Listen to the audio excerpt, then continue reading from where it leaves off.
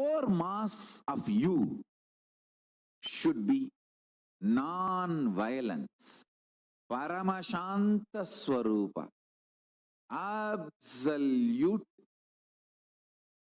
Tyaga, unclutching, powerfulness, surrender to Paramashiva, feeling connection with Paramashiva, oneness with Paramashiva. I tell you, all these are multiple words but the same space. If you start developing your core consciously with these practices, cognitions, experience, I tell you, you form a core for a most beautiful existence. Nityanandam. With all auspicious blessings and grace of my Guru, Bhagavan Sri Nityananda Paramashivam, I welcome you to this video. As we walk through life, we all face many relationships. We face many hurdles, we face many difficulties, we face many challenges, which sometimes we put as suffering, we put as good experiences, we put as bad experiences, some as happy experiences, some as joyful experiences.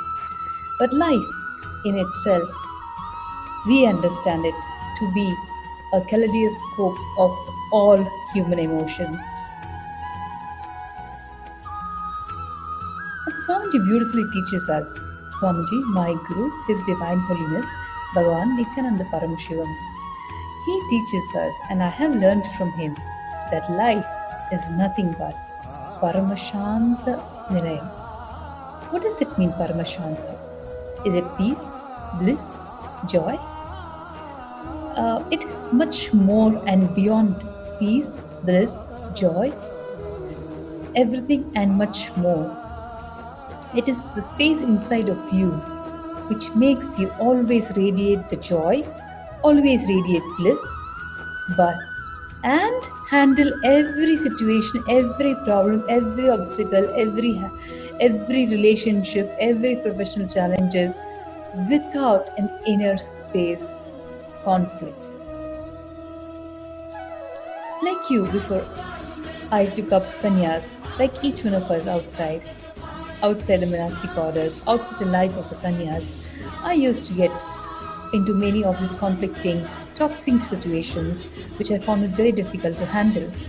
Because each of us are justified in the way we respond to, in the way we talk to people, because all of us think that we are right. There's an undercurrent that may be right, that may be true. There was a film I watched probably a few years ago in which the hero of this Indian movie says, the hero of the Indian movie's thread itself is he becomes a villain, he starts robbing people, he smuggles, he turns out to be a big smuggler in the movie. That's the whole script. So in the end, when there is this climax scene between a confrontation between his family and himself, he says, see, I did not do anything wrong. I wanted to just be successful. I'm a good person, but I just wanted to buy medicines for my mom. I wanted to have a decent meal for my mother. But the society did not allow me to do that.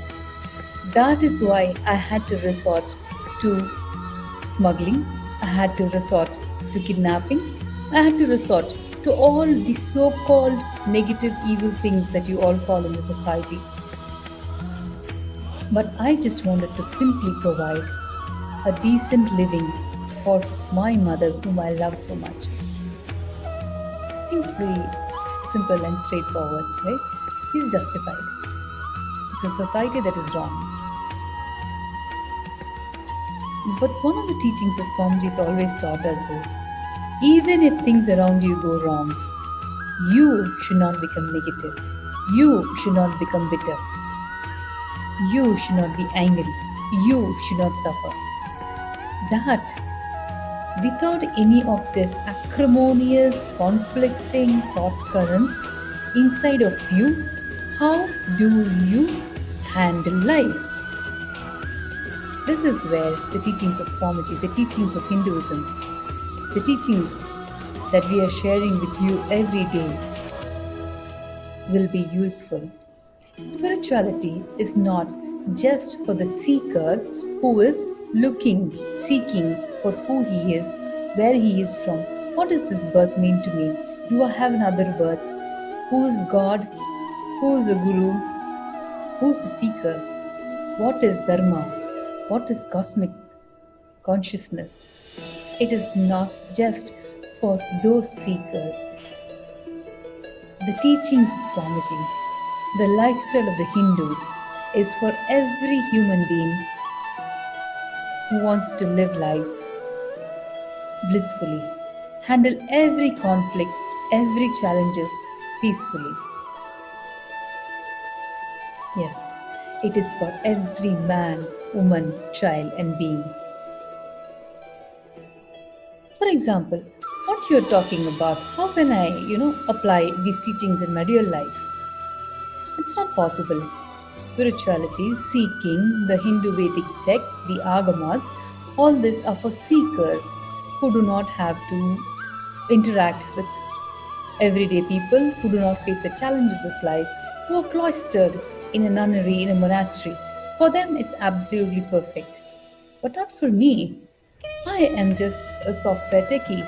I need to go to office, I have my job, my boss's expectations, I have a team I work with, I have a family, I have children, I have to meet so many people's expectations, or people betray me, people just lie about me, people do politics around me. Then how do I face the situation? First and foremost, the most simple and easiest trick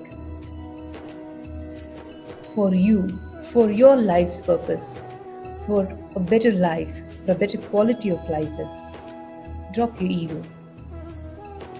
Do not respond to situations, react to situations. Think through and react to situations.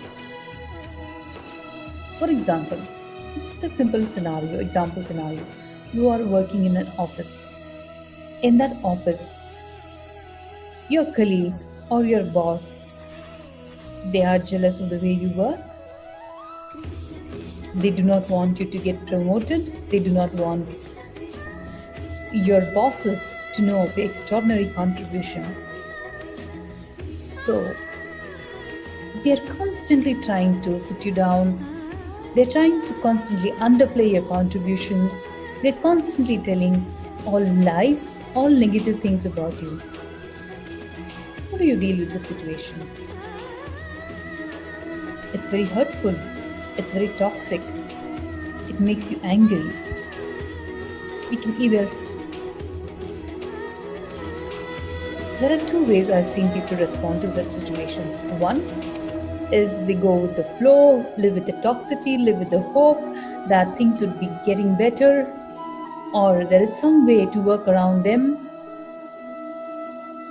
And in return, they start becoming cunning.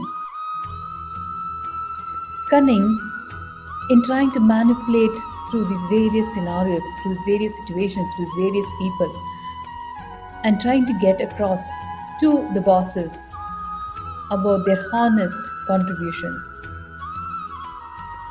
Or the second one is they drop out of that workplace and they try to find a better job, a better place where they are respected, where their contributions are welcomed and even celebrated. Now, both the situations, reacting and responding like this, is just negative, life negative. It's a withdrawal system. It's withdrawing from life. Okay, in this situation, what do you teach me? What does Hinduism teach me? What is Swamiji telling about? It is in this situation you need to go back into the space of Paramashanta Nilayam. That is the space and state of absolute peace and bliss, and work from the understanding that yes, people are trying to manipulate you. Yes, they are trying to outwit you. They are trying to make you look bad. They are politicking around you. So what do I do? the situation or the solution to the situation only you will be able to take, only you will be able to do.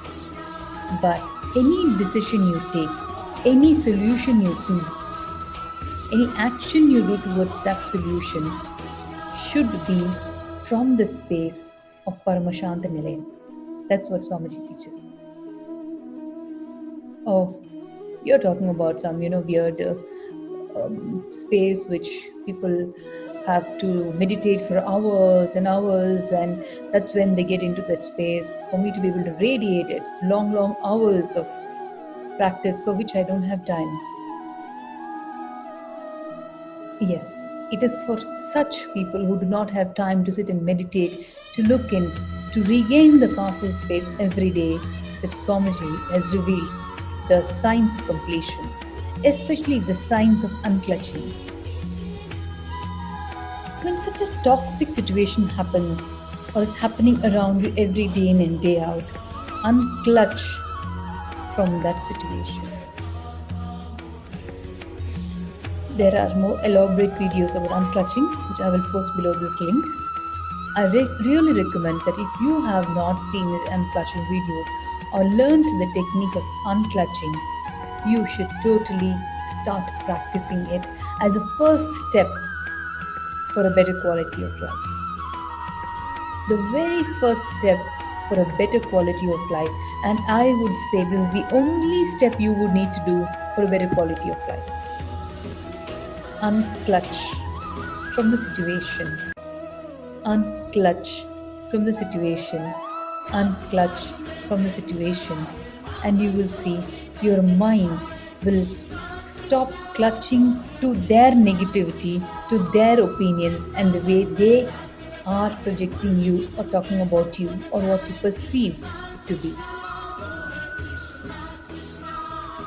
When you unclutch from their negativity, you will simply be able to resolve the situation from the space of completion without conflict, without anger, without guilt, without fear, without any suffering. Try unclutching as the only technique that you will need to do, you will need to practice for a better quality of life. If there is one thing in this planet Earth, and if there's only one thing in this planet Earth left behind for the next generation, that should be unclutching, or the signs of unclutching, which, as I said before, is the first step towards a better quality of life. Try unclutching in any of your conflicting situations, in any situation where you have anger, where you have fear, where you have greed, where you have guilt, where you are burning with jealousy. Any of the situations, unclutch and see the perspective of life. The way you perceive life, the way you respond to life simply changes. As I mentioned, I will be giving the links to unclutching below. Please do watch it and practice this. This is the one and only secret that you will need to carry on with your life and have a better quality of life. Outwit those enemies, outwit those foes, outwit everybody and prove to everybody that you can achieve the life you want just with this one little secret. Unclutch. Till the next video, keep safe, keep good, have a great life. Wishing everybody the most auspicious of days running up towards Diwali, and with the blessings of my Guru, His Divine Holiness, Bhagavan Nityananda Paramashanta, may the best happen to you. May you be blessed with whatever you wish for. And don't forget to share, like, and subscribe to this video. And most important, do not forget to share these videos with your friends who you feel would be benefited by any of these practices. Thank you for watching. Nityanandam.